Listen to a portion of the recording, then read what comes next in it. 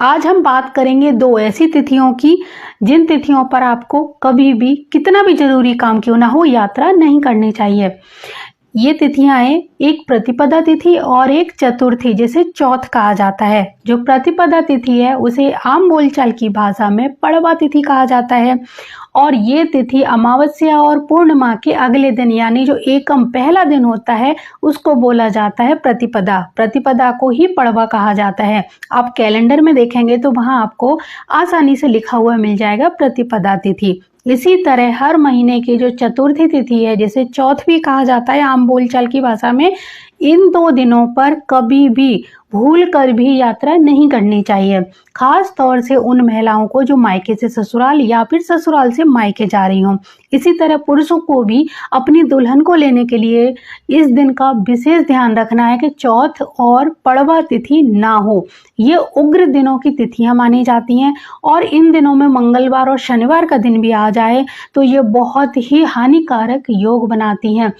कहीं कहीं बहुत सारे लोगों का ऐसा मानना भी होता है कि शुक्ल पक्ष की प्रतिपदा तिथि अच्छी होती है यात्राओं के लिए, जबकि मैं अपने अनुभव के आधार पर आपको बताना चाहती हूँ मैंने आज तक इसके कोई सुखद प्रभाव नहीं देखे हैं, चाहे वो शुक्ल पक्ष की हो या फिर कृष्ण पक्ष की।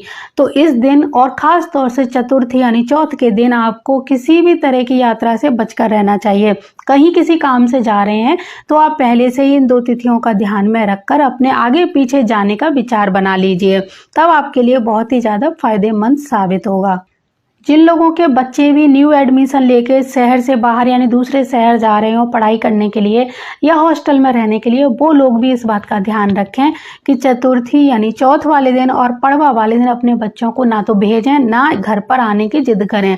आप अगर इन बातों को मानते हैं तो जरूर मानिए, जो लोग इन बातों को नहीं मानते उनको मैं समझा नहीं सकती, वो अपनी मर्जी से जो चाहे वैसा कर सकते हैं। यहाँ पर जो बात बता रही हूँ उस बात को आप गलत तरीके से अपने दिमाग में ना बिठाएं। यहाँ पर सिर्फ उन लोगों के लिए कहा जा रहा है जो दूसरे शहरों की या तीर्थ स्थानों की यात्राओं के लिए प्रोग्राम बनाते हैं, किसी शादी में जाने के लिए आप इस दिन को चुनते हैं या फिर मायके ससुराल में जाने की आपकी इच्छा है और आप इसी दिन जाना चाहते हैं, तो इसीलिए इन बातों को अवॉइड किया जाता है। बाकी आप मार्केट जा सकते हैं, शॉपिंग कर सकते हैं, कोई दिक्कत नहीं है, पूजा पाठ कर सकते हैं, घर में कीर्तन पूजा पाठ करा सकते हैं, किसी पड़ोसी के यहाँ या किसी ऐसी जगह पर जहाँ पर पूजा पाठ हो रहा है वहां पर जा सकते हैं। लेकिन आप एक दिन के लिए यानी 24 घंटे के लिए कहीं जा रहे हैं, ये सिर्फ उस बात के लिए मना किया जा रहा है कि उस समय इस यात्रा को स्थगित कर दें।